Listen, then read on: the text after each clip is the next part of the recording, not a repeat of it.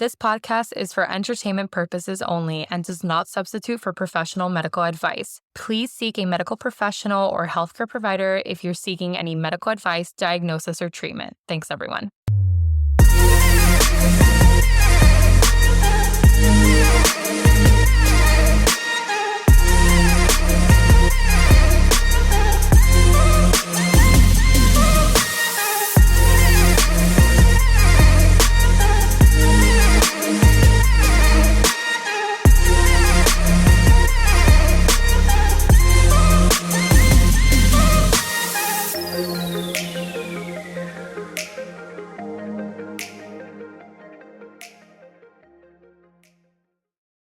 Before we start today's episode, we're going to be talking about our new sponsor. Yes. And this is Freed AI. Have you heard of Freed AI? I have, and it sounds like an amazing product. Yes. Because Lord knows that I spend all my time doing my notes. All the time. And my charting and documentation and coding and everything. And then I get frustrated when other people don't do the same thing. Exactly. So, yeah. And then you're not spending enough Everyone. time with the patient or at home because you're like trying to catch up. Yes, I'm always just stuck on charts, and that's that. I really try not to be looking at my computer when I'm talking to a patient, but it's really hard because once that patient leaves the room, I have to sit down and chart everything or go back home, put down the party. Yep. Right? And then in bed, start charting, and I'm constantly like, did they say this or they did say that? So then I kind of summarize everything, but it's so nice to just have something that literally transcribes everything in the moment before the patient even walks out of the room. You already have your documentation ready to go. Exactly. That's amazing. And I remember also from my husband when he was working at a clinic, he would be back home and just spend so much time just charting away with his little like notes and then putting them into the EMR and stuff like that. So, which is great because when I spoke with Freed AI, it kind of came from that story where her husband, his name is Ered, he's a computer engineer, and he created this for Freed AI because his wife was just spending so much additional time, you know, trying to chart away and keep up with the workload and whatnot. So it's a great product. It's being used right now with more than 12,000 clinicians in every specialty. There's over 1 million notes that are written each month using Freed. Of course, it's HIPAA compliant, so you don't have to worry about protecting your patient's safety, which is obviously very important. Yes. And also, it works as a scribe. Exactly. Right? And there are a lot of clinics and hospitals that use scribes. However, I can say through experience, it's very hard even with a scribe because at the end of the day, you're not the person writing that note. So maybe something that a patient said might be transcribed by that person in a different way. Right. So it's really difficult because then sometimes you have to double back to fix those notes. Makes sense. So more time. And then also, it was always a bad day when my scribe would call out or quit on me. Which obviously would not happen here. Exactly.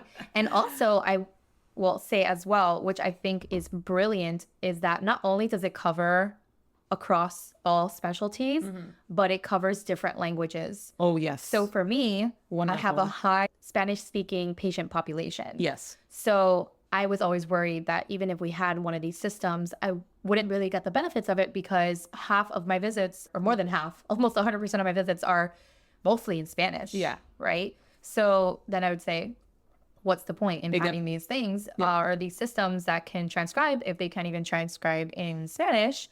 It's amazing because Freed AI can work through various languages. So it's not just Spanish, English, you know, they have French, multiple others, which is amazing. It's wonderful. I mean, it just takes off so much of that burden of like, and so much of that stress of like, you know, okay, let me try to remember that. Let me chicken scratch that so I don't forget that important thing to put in their chart afterwards or whenever I could get to it. It's a wonderful system. It takes less than 30 seconds to get it up and running. So it's not something that you have to spend so much time learning and trying to get used to it and whatnot. Very user-friendly. Very user-friendly, easy to use. I can say personally, every time that someone introduces a new system to me, I'm like, of course. here we go. I'm going to have to sit through a whole entire day of training and it's going to like back me up into my day. And no, it's very user-friendly. Not the case here. So that on its own is a huge benefit as well, just to get it up and running. I also think it's fantastic that this came from two people that are experienced with this charting and the world of charting and how much time it can take away from your personal life. So it's very tailored, and it doesn't come from someone that has never been in a clinic, has never done charting before. And I think that that is a perspective that is so important, and it's really unique to Freed AI.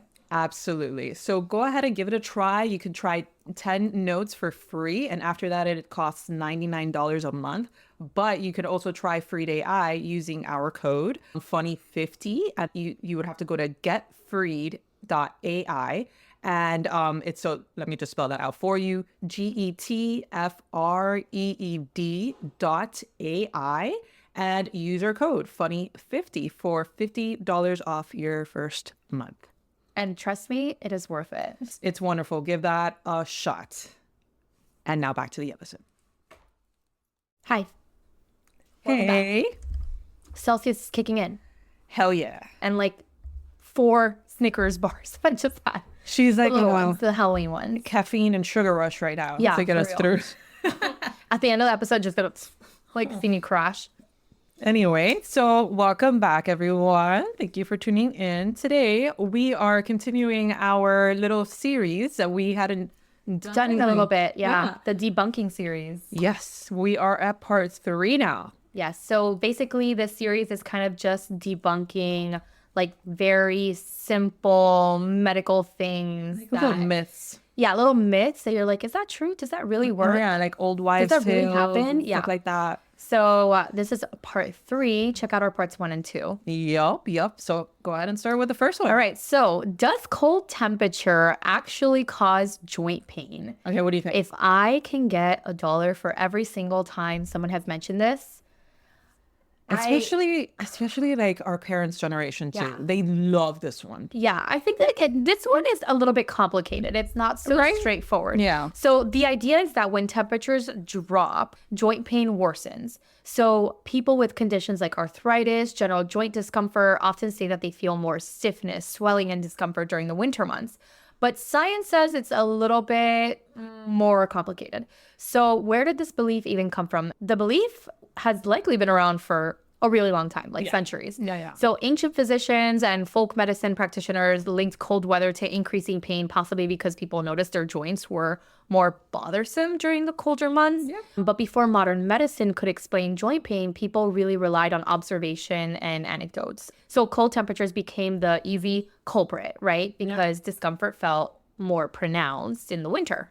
Can you imagine? It's just like winter's coming around. Like for me as a pediatrician, I'm like, winter's coming. That means everyone and their mother is going to have cough and runny nose. That's what I was going to say. Everyone. Yeah. Like it gets to a point in clinic where I'm just like, oh my God, I cannot believe that I have another patient with cough and runny nose. You have to have like a super immune system at this point though. No, I don't. So actually I get sick during these months because the number of kids that I see that are sick increases. So obviously my risk of getting sick increases. So the month of September, you know what I mean? Like with no voice. So the whole entire month of September and October, I was sick the entire time. Yeah, I mean. And now Nora is sick.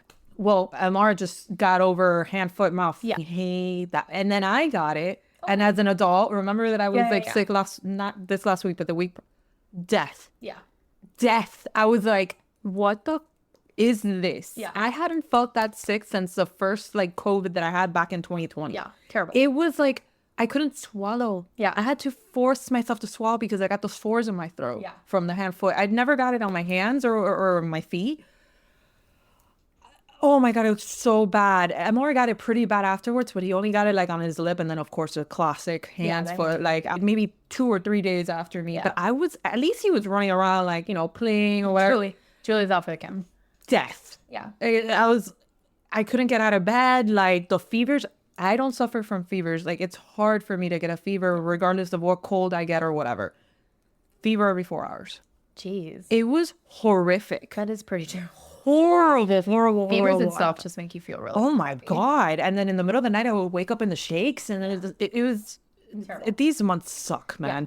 Yeah. So for me, the winter months means cough and cold season. Yeah, I mean, Right. And then now, so for these folk, like physicians, colder months, people's going to like start complaining about pain the entire time. Yeah, that too. Yeah. Why did it become a myth? So again, like we were saying, cold temperatures make the muscles kind of tighten and also contract, which can make it really hard to move, or at least a little bit less comfortable. So it's possible that people mistakenly blame the cold weather itself for increasing pain.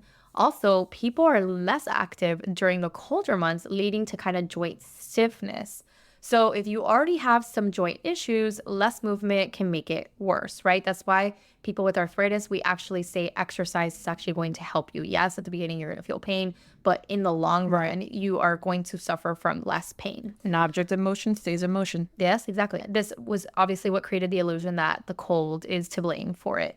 So now, is there any truth to it? Actually, for the first time in our debunking, I think there actually is some truth in it, but not the way that most people like actually relate it to be. So studies have found that atmospheric pressure changes may influence joint pain. So when a cold front comes through, it often brings lower pressure, so pressure goes down. And some theories suggest that this change can actually cause tissues around the joints to expand slightly, leading to an increased pain or discomfort. However, the effect is like really minimal and not everyone experiences it, but the cold weather itself doesn't actually make that joint worse, but maybe it's the influence on your body's perception of it or those pressure changes. Another interesting factor is perception. So people expect joint pain in the winter and there's a tendency to focus on the discomfort when you are already anticipating it. 100%. So if you're already thinking that you're going to have joint pain, trust me, it's going to be there. It's kind of like a placebo effect at that point. It's like the law of attraction, right? If you like, think about it enough, it's going to happen. Yeah. So you're manifesting. Cold front. Manifesting a cold front. Why? Because it's so hot. It's October and it's 80s. In the 80s, it's ridiculous. I love Miami weather. Oh, God, no. Sweating. I want to be, no. I'm just kidding. I want to be surrounded by pumpkins in a nice warm jacket. No, I think 60s is like a good temperature. Yeah, that's delicious. Yeah, I just want that. I don't want anything lower, you know. I'm okay with lower. I just remember, guys. When I have to pull out my parka, that's bad. This all reminds me Of our New York trip. Slight deviation, of when we lived in New York. Yeah. And like we started watching the temperature like started going down and down because there was like some massive cold front coming in out of nowhere. Oh my God. I didn't even come prepared. She had to like borrow. I had to borrow Julie's stuff. Yeah. You were not happy. No, I was not happy. I was a very awful person. I am an awful person during the winter. Not anymore here because we don't have those kind of winters. Yeah. But here's what I always say. Fall is actually not a season. It's 2 weeks. Oh, yeah. Okay. It's in 2 Miami? weeks. Yeah. No, even up there. In October, I was already wearing my North Face jacket. Oh, I was too, but in the freezing. And then what's worse is that it's rainy season. So it's rainy season here. Well, no, but over there, imagine cold and rainy. Yeah. It is the worst mix. Okay, the worst mix. So I was in a bad mood from October all the way up until May, because even in May, we were still having blizzards. Yeah. Yeah. So fall is, and then it just like, it's crazy. It's like spring for like maybe a month, and then that's it. Detrimental hot summer until fall, 2 weeks, leaves fall off the leaves, and that is it. You are in a miserable winter for the rest of the time. At least that is my perception of it when I lived there for 4 years. Totally your perception. No, it is what actually is, though, because I went to Chicago now, and it was really cold. And now we're going for November, for Thanksgiving. That's supposed to be like plano fall, right? Like plano pumpkins, leaves. No, girl, I already saw the weather. It's like 30 degrees at nighttime. So I'm not excited. I am excited, but I'm not excited for the weather. And then, you know, I'm like, sometimes I like go and I'm like, do I miss this? And then I really think about it and I'm like, no, not really. God, you are just like Mario. There's no convincing Mario. And I'm just like, but this is just like one season off the No, and in Philly, yeah, I know. Sometimes it would get so cold in Philly that my bones hurt. I had this. There we go. No, but that was like bone pain. Like my face hurt. Oh yeah. No, I got once like all of this burnt. Yes. From like a blizzard or it was cold. well, yeah. In New York, it was pretty bad. And I was peeling for like a whole week. So I will sip on my chestnut praline latte In 80 here degree in Miami, not over there. as you're sweating. only people in Florida do that, like drink hot drinks in the hot summer. Yeah, I drink hot All the time. coffee all the time. I don't Don't care if get me it's wrong, I'll have 100 my degrees. phases with iced coffee, but most of the time it's hot. I don't like iced coffee. Just in the morning, That's it's the just thing. nice to have a hot cup of coffee. Oh no, yeah. There's no way that I could do something iced in the morning. It's not happening. Yeah. All right. Okay. Wow. So Okay. big tangent. Anyways, back to this. So that perception that we were talking about. So if you anticipate it, it's going to happen. So people might notice the pain more and think about the weather and all of that to like cause that when really it's probably not bad at all. Yeah. And that it could be more about how they're just interpreting what their body is feeding, Right. feeling, not feeding. Anyway, so what about modern science in all of this debunking, right, of this one? Studies haven't found a direct link between cold temperatures and worsening joint pain. The American College of Rheumatology says that weather does not cause joint pain to worsen. If anything, it's more about the weather might limit the activity, like she had mentioned. So in fact, regular exercise, whether inside or bundled up outside, can ease joint stiffness. And that goes for every season, okay? It's not only in the weather. I mean, in the weather. Wow, in the winter. So what can you do about this? So people who feel their joints becoming stiffer during like cold weather can just try to stay warm, layer up, use heating pads. Warm baths are very, very helpful too, just to loosen up some joint, the joint pain. And you could add some Epsom salt into that. If you're doing bath, that will help out as well. But just keep in mind that joint pain is caused by underlying conditions, not just the temperature itself. So in conclusion, debunked. So the cold weather worsens, it's a myth that the cold weather worsens joint pain. But it's more perception. It's more perception than actual reality. Just minor influences from the barometric pressure, like she had mentioned. But it's truly just so minor that it's like probably indecipherable. Yeah, exactly. So while it's a very widely held belief, it just doesn't hold up under like scientific scrutiny. So for joint pain, keep active and stay warm no matter the weather. It's so funny. I was just thinking to myself, I never had a heater in my car the 4 years that I was in med school. Oh, that's right. You were with the crayon car. Yeah. Oh my. That's my Volkswagen. Yeah. There's like two people in this world, the people that smell the crayons and the people that don't. I smelled the crayons. I did not. Immediately. I did not. I still remember it. Yeah. I I never had a heater in that car. Like not even like a blowing heater. No. So when I went here, I had my chair, like my seat, my driver's seat, still had the functioning heated seats. Yeah. So I would go outside, I would turn on my car, right? Like 20 minutes, literally before I even would brush my teeth and shower in the morning. No wonder you hated it so bad. I would go turn on my car and I would just let it go, and then I would crank up the heated seats. Oh my God. And then I would get into the car, from the cold, I would like run in. So I was like super warm. And also that heater was also broken. So it would like light my butt on fire. Okay. And literally there was some areas that I felt like was burning my skin. So then I had a heating blanket in the car. So I would put the heating blanket on top. And that's what I would be able to drive my car in the winter. No wonder you fucking hated it. No, my friends hated it too. My friends never wanted to get in my car and drive. Of course not. It's frigid in there. Yeah, it was freezing. Yeah. Oh my God. And only my seat worked. Like the rest of the seats didn't work. So I was the only one that was semi-warm. You were driving around with a heated blanket on. Yep. I'm surprised you wouldn't fall asleep. I would fall asleep. No, it was all nice and cuddly there. All nice and warm in my seat with a warming blanket, but trust me, it was like frigid cold. Oh like, my God. Because I didn't have a heater. So everything felt cold except for my butt and my legs and like my lap. Oh my God. That crayon car, man. I made it though. I know, clearly. Here I am. All right, Jules, what's our next one? All right, the next one. We're just going to stick with the cold weather since winter's coming and all that stuff. That's kind of going to be like the theme of today if you haven't noticed. So next one is cold weather causes a common cold.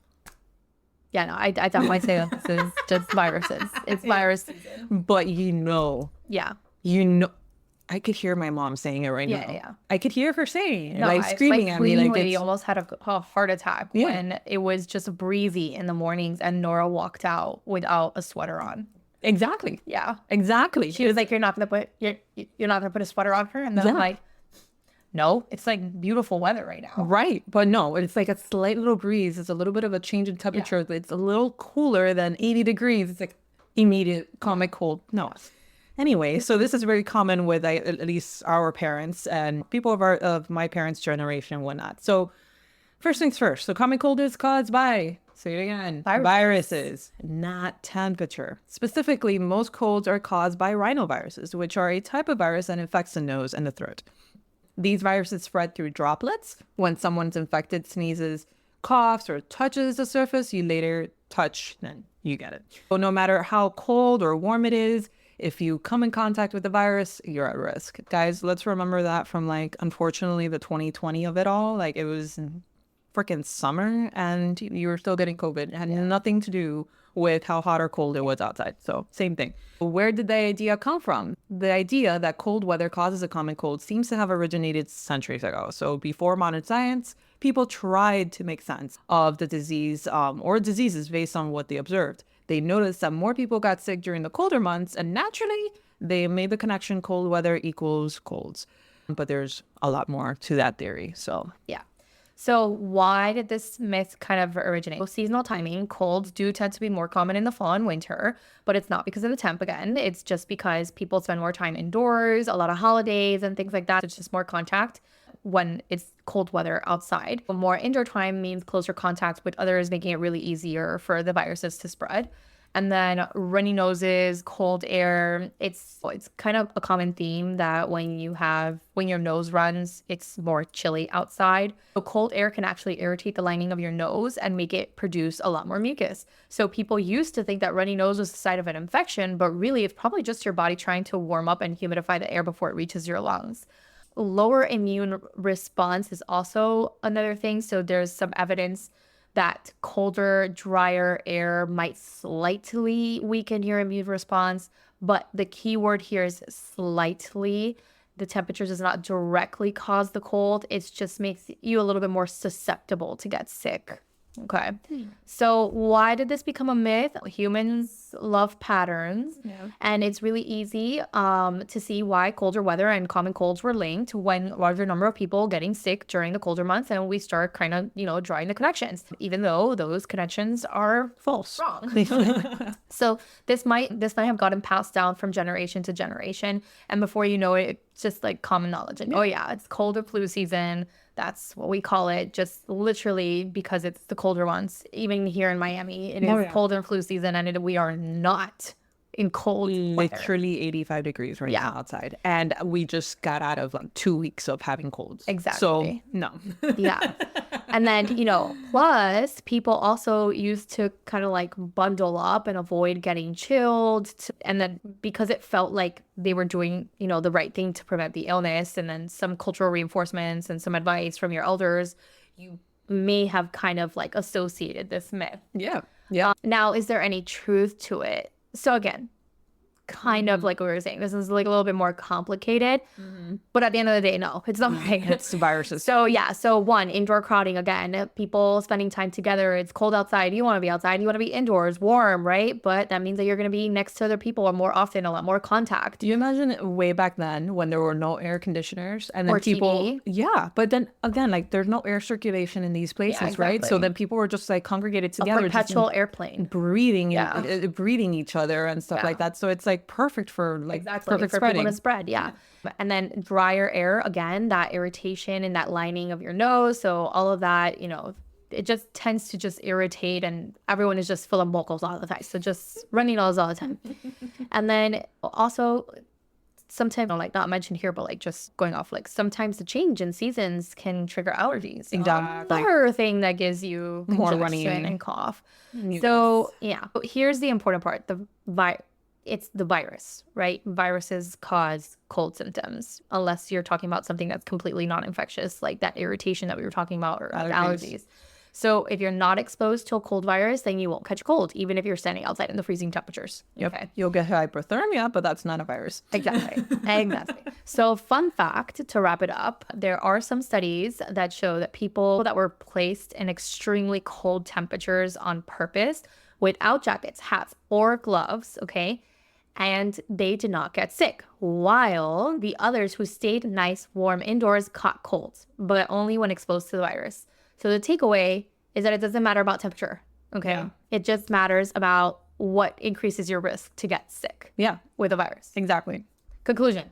Cold water does not directly cause common cold. Debunked. The viruses cause... I need to get like one of those buttons. Like, I know. Maybe we should get it for this series. Yes. And then more colds happen in winter because you're inside more. And then don't worry about bundling up to prevent anything. It's not going to make a difference. Just bundle up if you're freezing. Okay? It's more for comfort. Okay. Have you seen I know it's pretty common, and I had seen it like I think last year when we were talking about something similar to this, about like in Denmark and friggin' Nordic countries like that they leave babies outside in the stroller.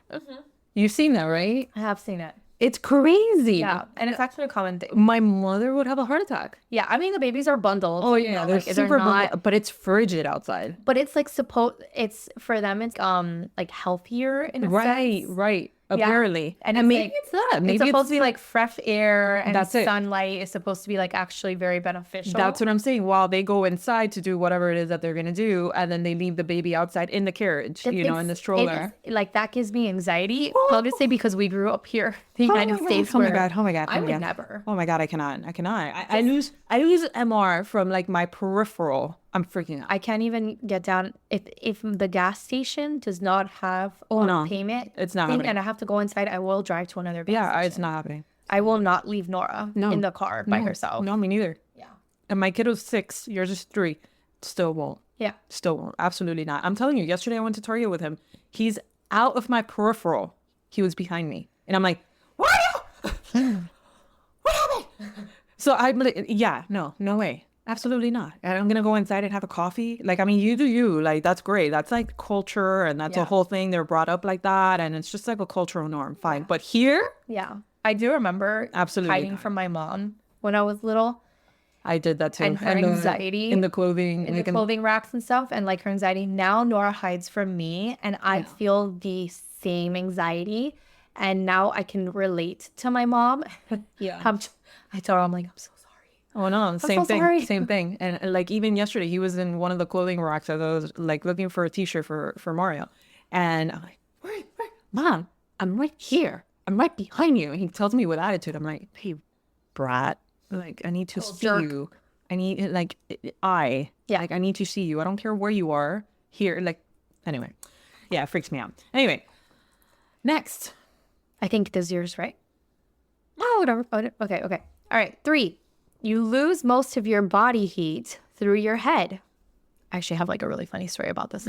I'll say it at the end. So do you actually lose your body heat from your head? What is it? The claim suggests that we lose about 40 to 50% of our body heat through our heads. You've probably heard this growing up, especially when someone insists that you wear a hat during the cold weather. While it makes intuitive sense, your head is exposed, right? So the reality is that it's, again, more complicated. So where did this originate? The myth can be tracked back to a flawed military study in the 1950s, the study that soldiers were exposed to cold temperatures while wearing survival gear that covered their bodies but not their heads. So naturally, the results showed The results showed significant heat loss from uncovered heads of the We're bulk recording, guys. It's not that. It's just that I'm like, I had 2 café con leches today, and I'm having a Celsius. And I am like, and the Snickers bars. Yeah. So I'm like speaking more like faster than what I'm actually like. Well, your head's going faster than your mouth. Exactly. So, okay. Naturally, the results showed that significant heat loss from uncovered heads of the soldiers. But here's the kicker. If any part of your body is uncovered, you'll lose heat from it. So it's not just your head. Okay. So I'm guilty. I believed this. I did too. Yeah. I did too until like very recent. Yeah. So Very recently. Like writing this. you're probably like, no way. I know. I really thought this was going to be another one. I'm like, oh yeah, it is. And I'm like, Nope. Yeah. So because soldiers' heads were the only uncovered parts, the study concluded that the majority of their heat loss was through their head. So, but obviously this was then interpreted and then later misinterpreted, and then the universal truth for everyone, regardless of how much your body was covered, everyone thought that you lost all your heat from your head. Yeah. So why did that originate? And again, just practical advice. Telling people to cover their head in the cold weather is good advice, just not because your head leaks heat. It's like if it was like a broken radiator. But the head is often left uncovered, so it can be a significant source of heat loss, but it's not because it's like this part of your it's only part of your body that like heat can escape it's from. not like you could wear a beanie and then be naked and then you're gonna be fine. Exactly. So obviously perceptual bias. So we notice sensations more strongly in our heads. Cold air hitting your face, your scalp feels more jarring, and your ears, all of that, it's just more sensitive compared to like the well-insulated like torso, right? Like a lot more fat, maybe kind of just like retaining that heat. So making it seem like your head is responsible for losing most heat. Okay. Yeah. So is there any truth to it? And again, yes and no. So you can lose a good amount of heat through your head if it's the only part of your body that's exposed to the cold air, right? So in reality, the amount of heat lost from the head is proportional to its surface area. So it's not just like a particular thing about it. The head makes up about 10% of the body's surface area. So if your entire body is exposed, you're going to lose roughly 10% of your heat through your head, not 50. All right, so it's all correlated to how much of what is exposed, not just your head. Yeah. You know? That being said, covering your head is important because keeping your whole body warm requires all areas, including your head. Yeah. So how did this myth even like become so persistent, right? To the point that we both even thought it was true. So it's simple and it's easy to remember. You lose half of your heat through your head. It's an easy thing to say and to repeat and to spread around. Cultural reinforcement. So parents have passed it down to their kids and it's repeated in winter survival guides. So it's become just part of common wisdom at this point. And selective science. So the original study was misinterpreted and picked up by the media, which popularized the oversimplified claim. So yeah, and then some interesting tidbits about this. So breathing counts too. Okay, so when you breathe, you lose some heat, especially in cold weather. So you lose heat as the warm air leaves from your lungs, which adds to that cold and then the head being exposed, sensation, because, it's coming up. So it's like, you're starting to feel it from your throat up, all that stuff. And then nervous system, the head is rich in blood vessels and your brain is sensitive to temperature changes. So it's important to keep it warm, but again, not more than the rest of your body. Again, don't go out in a beanie naked. It's not going to do anything good. So final thought. Conclusion, while it's not true that you lose the majority of your heat through your head, it's still important to cover it when you're cold. The real takeaway is to keep your whole body warm and properly insulated to maintain overall warmth. So when I was 16, I went on my first ski trip, like ever. And it was just me and my brothers. It was just my older brother and Victor. Yeah. Right. So I didn't know what to wear, like typical Floridian teenager. I didn't know what to wear. Of course. So like I had ski gear and stuff like that, but I just wore like something cute, like one of those headbands, right? That doesn't cover your whole head, just covers your ears. Yeah. And I did not go dressed appropriately to go skiing. And we are on the ski lift and I am freezing already. Freezing already. And then the instructor, because I guess when you go into like the mountain, we bought like this package that it had like a free 1 hour training or whatever to learn how to ski. And I already hated everything because I was like a terrible skier right off the bat. And I snowboard, right? That is way easier to me than skiing.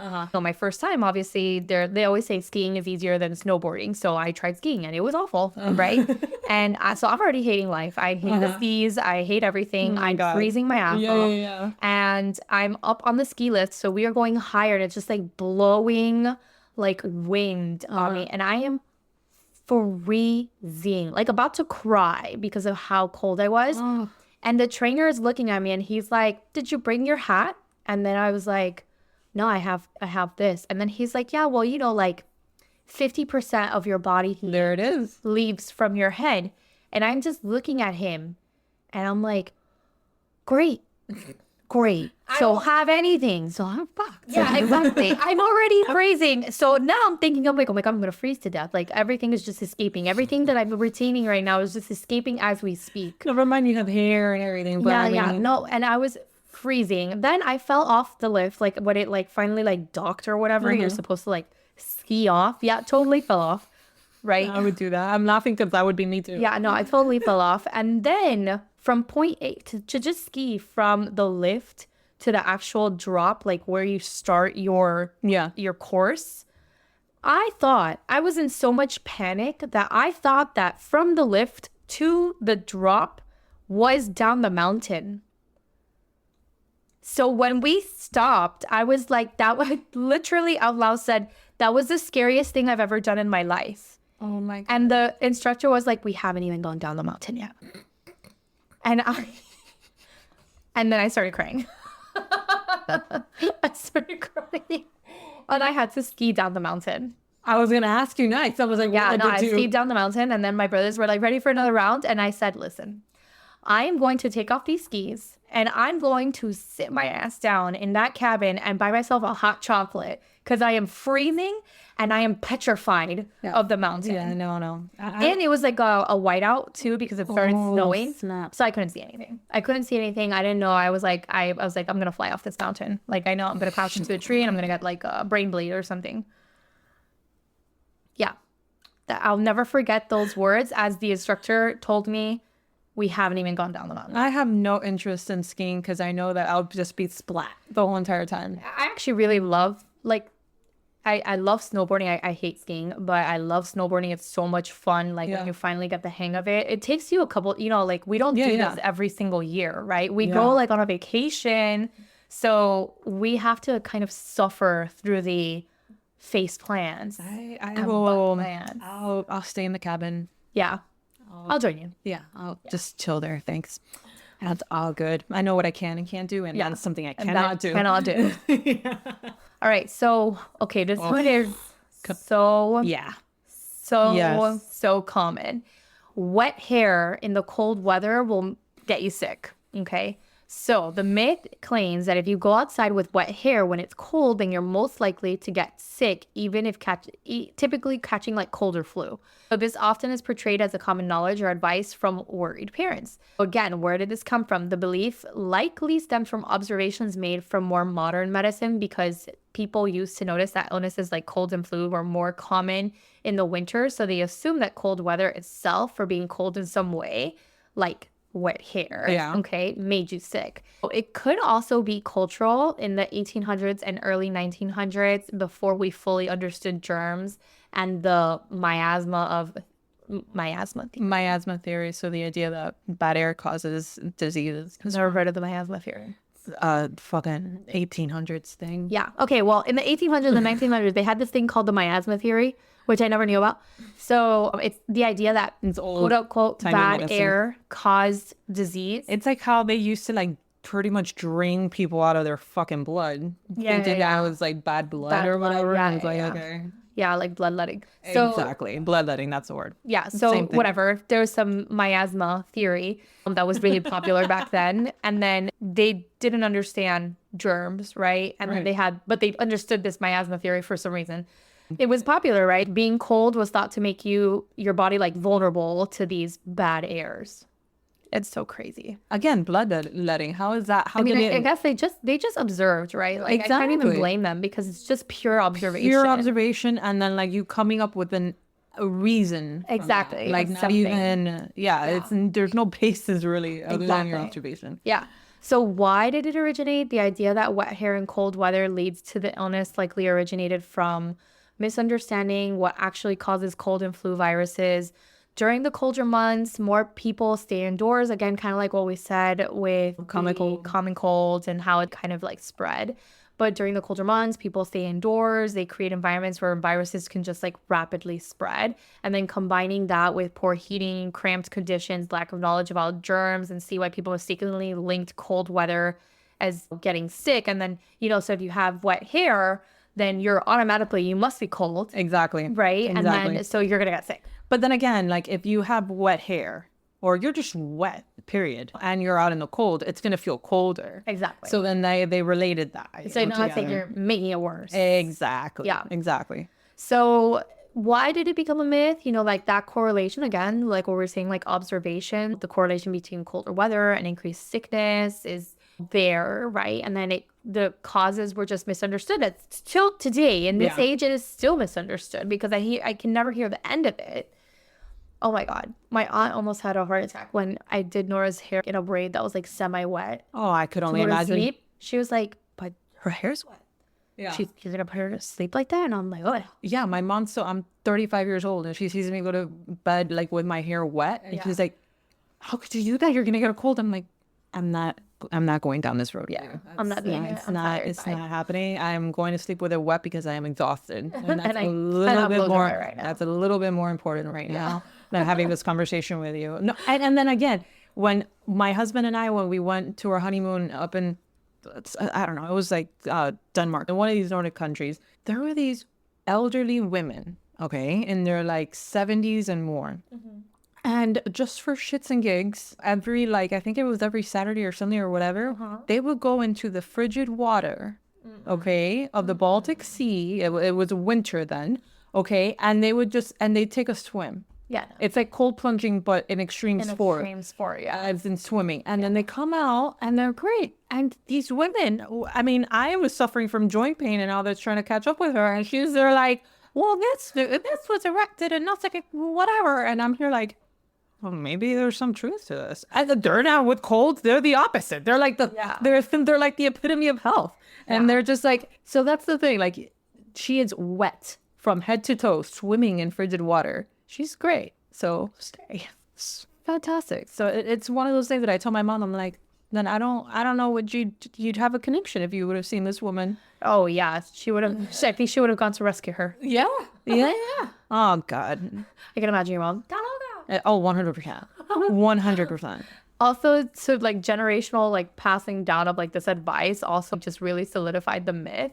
And then if you were told as a child, then you are likely going to believe it. And then when you are older, you are also going to repeat the same thing. Yeah, unless you studied medicine at some point and then you're like, no. Yeah.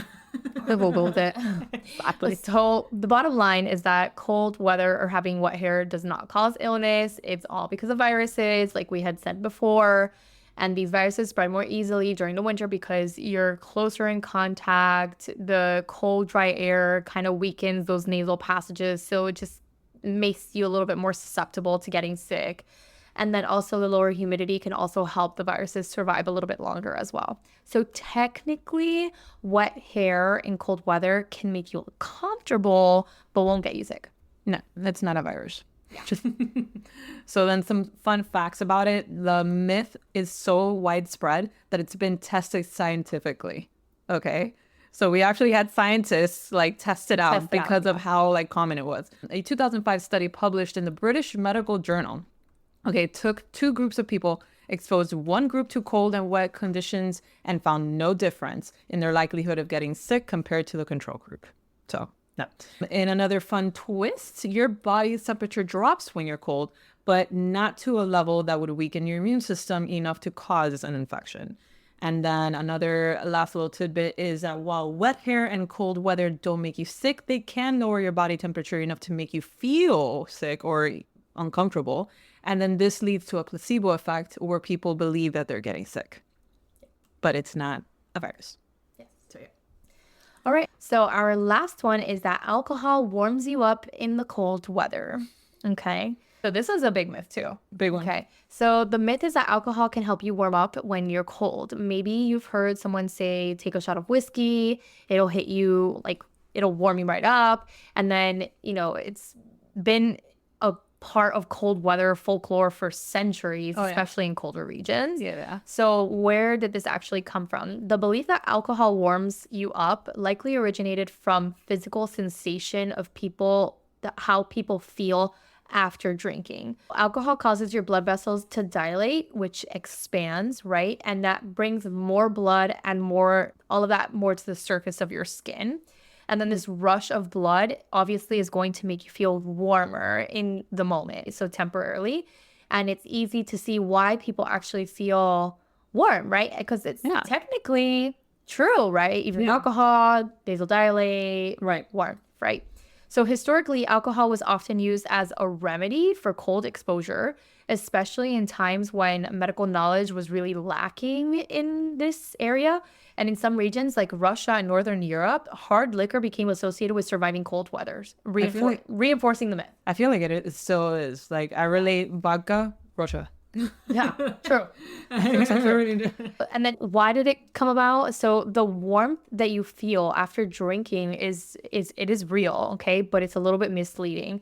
The alcohol dilates your blood vessels. Your body actually loses heat faster. So this is actually a big problem that we have with alcoholics because they tend to suffer from hypothermia. Makes sense. Yeah. Okay. So you think that they'd be warm, but it's actually But you're losing their heat because you're vasodilating, so more surface area for you to throw off that heat. Yeah. So when alcohol dilates your blood vessels, you can actually lose heat faster because you're not conserving it. The warmth you feel is just the blood moving closer to your skin, but in the long run, you actually lose that body heat faster. That core, an important heat. And then the myth probably stuck around because that initial feeling is really comforting and people didn't realize the long-term effects that alcohol can have on your body heat. Exactly. Possible reasons why it became a myth. So one reason became a widespread belief is that people confuse the sensation of warmth with actual temperature regulation. Yeah. So since alcohol makes your skin feel warmer, then many thought that it just meant that their body was warming up.